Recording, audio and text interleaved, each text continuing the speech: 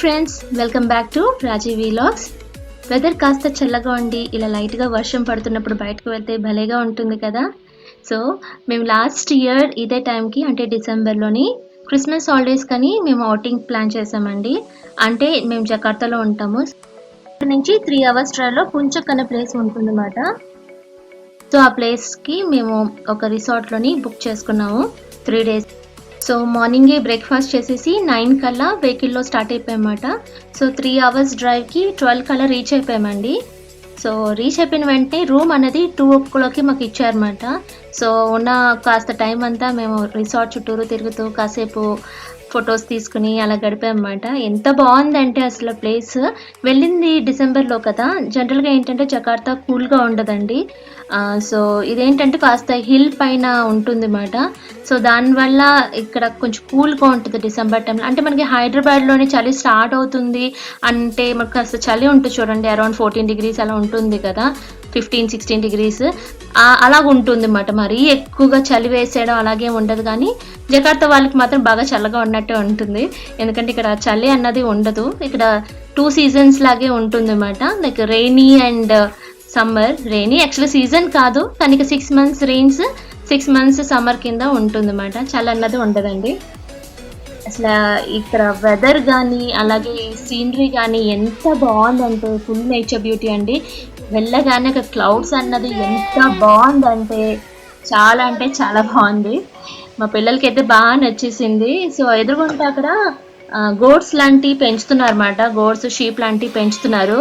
So అవి sound చేస్తుంటే మా పిల్లలు కూడా అలాగా సౌండ్ చేస్తున్నారు అన్నమాట. సో యాక్చువల్గా కెమెరాలో బంధించలేమండి ఈ నేచర్ బ్యూటీ అన్నది. చాలా బాగుంది. జకార్తాలో కానీ ఇండోనేషియాలో కానీ ఎవరైనా ఉంటే జకార్తాకు వచ్చేటట్టు అయితే తప్పకుండా ఈ రిసార్ట్కి వెళ్ళండి, చాలా బాగుంది. అలాగే ఇక్కడ ఫస్ట్ వెళ్ళగానే ఏంటంటే లంచ్ అన్నది వాళ్ళు ప్రొవైడ్ చేయలేదండి, ఓన్లీ బ్రేక్ఫాస్ట్ అండ్ డిన్నర్ అన్నమాట. సో లంచ్ కోసం కూడా నేను ఇంట్లో ప్రిపేర్ చేసుకుని వచ్చేసాను. సో అది తిన్న తర్వాత పిల్లలు వెంటనే చూద్దాము ఏమేమి ఉన్నాయని చెప్తే కింద దిగామన్నమాట. సో కింద బ్యాడ్మింటన్ కోర్ట్ ఉంటే పిల్లలు ఆడుకున్నారు అక్కడ. రిసార్ట్కి చుట్టూరు కనెక్టింగ్గా చిన్న రెస్టారెంట్స్ కూడా ఉన్నాయండి, వాళ్ళవేమాట. సో పెద్ద ప్లేస్లోని రిసార్ట్ అలాగే కొన్ని రెస్టారెంట్స్ కూడా ఉన్నాయన్నమాట. సో చుట్టూరు అంతా కూడా మనకి ఈ చిన్న ట్రామ్ లాంటిది ప్రొవైడ్ చేస్తారు, వాళ్ళు తీసుకెళ్తారు అనమాట. షటిల్ ట్రామ్ లాగా ఉంటుంది. సో దాంట్లో ఎక్కి మనం వెళ్ళి చూడొచ్చు అన్నమాట.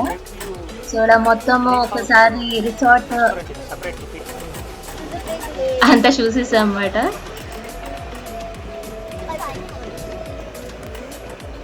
చదిగా ఉంది.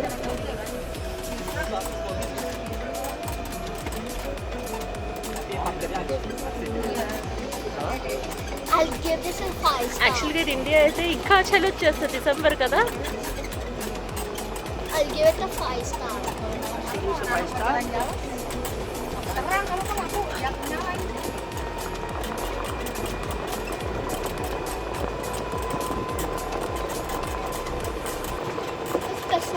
I am a 5-star hotel already.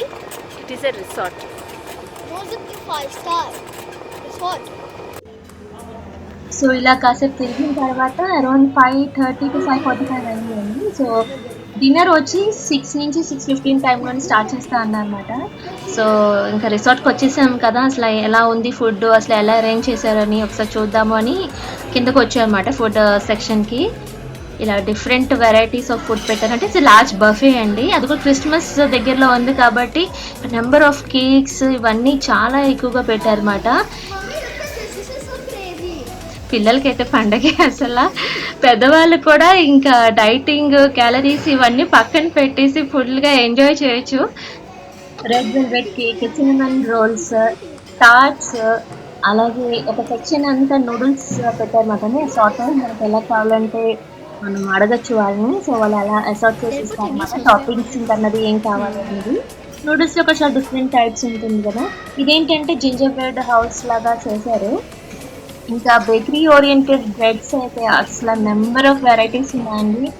Breads different టైప్స్గా తినడం ఇష్టం ఉండే వాళ్ళైతే చాలా పండగ వెరైటీ చాలా డిఫరెంట్ టైప్స్ ఉన్నాయి. What time is it? మా పిల్లలు అయితే ఎప్పుడు స్టార్ట్ అవుతుంది బఫే అని చూస్తున్నారు అనమాట. ఇది మాక్టైల్స్ అనమాట. డిఫరెంట్ టైప్స్ ఆఫ్ మాక్టైల్స్ పెట్టారు. మెయిన్లీ క్రిస్మస్ సీజన్ కాబట్టి 24th ఇది, సారీ 23rd. సో సో ఇంకా 3 డేస్లో క్రిస్మస్ కాబట్టి టోటల్గా కేక్స్ ఇవన్నీ కూడా బాగా ఎక్కువగా పెట్టారన్నమాట. చాలా పెద్ద హాల్ అండి ఇది, చాలా పెద్ద హాల్ అన్నమాట. సో దానికి ఒక రౌండ్గా వీళ్ళు ఈ ఫుడ్ అంతా కూడా అరేంజ్ చేశారు. సైడ్ అంటే డిషెస్ కూడా మిడిల్ ఈస్టర్న్ ఫుడ్ అన్నమాట.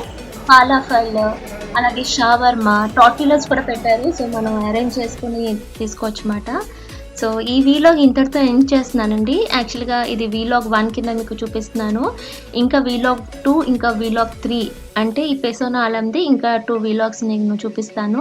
అన్నీ ఒకటే వీలాగ్లో పెట్టేస్తే ఎక్కువ టైం పడుతుంది కదా, అందుకని నేను ఇంకొక 2 అంటే ఈచ్ డే ఒక వీలాగ్ కింద మీకు చూపిస్తాను. సో ఈ వీలాగ్ మీకు నచ్చినట్టయితే తప్పకుండా లైక్ చేయండి, షేర్ చేయండి, సబ్స్క్రైబ్ చేయండి. Thank you.